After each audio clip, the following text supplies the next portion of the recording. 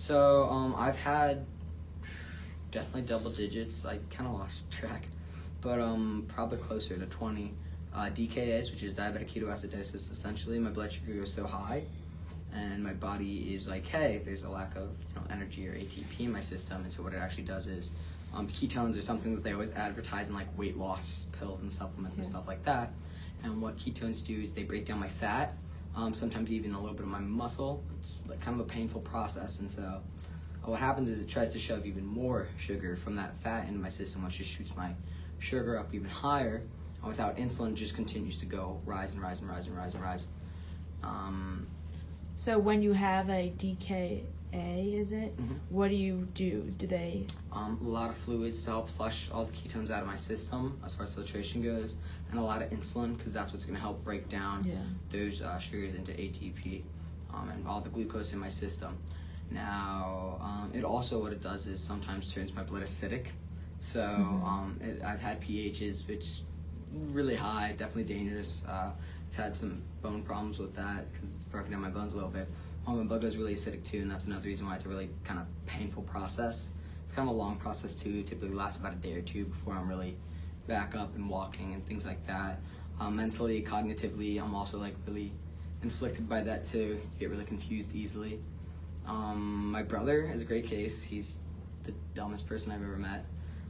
He's a really bad diabetic as well, and so he's actually had his sugars in the quadruple digits, which he should have been dead a couple times over, but his blood sugar is actually blood temperature is actually, his temperature has actually plummeted.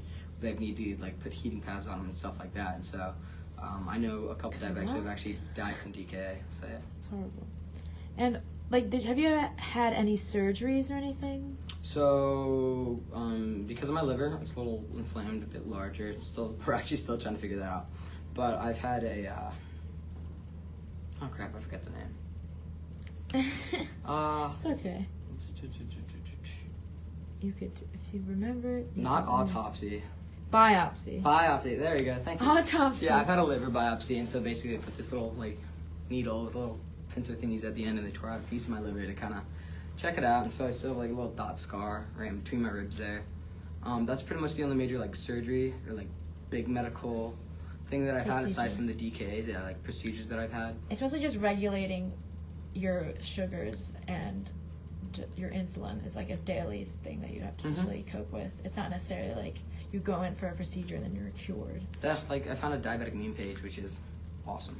It's a lifelong. I'm so happy that thing's real, but I'm so happy someone made a diabetic meme page. But one of my favorite ones is like, with type 1 diabetes, every day is a science experiment.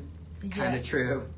Every day is different changes depending on like, your mood, your stress levels, all that kind of stuff, your diet that day, everything kind of changes. And so you really got to play almost every hour by year. And you feel that like, as like a child, that you like missed out on things because you were like taking your blood sugar? Or do you think it hasn't been that big of a deal?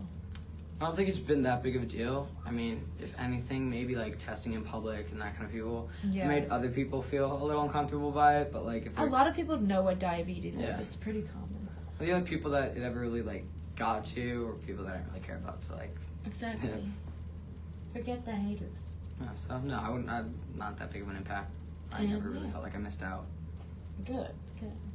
Okay, I think that's everything.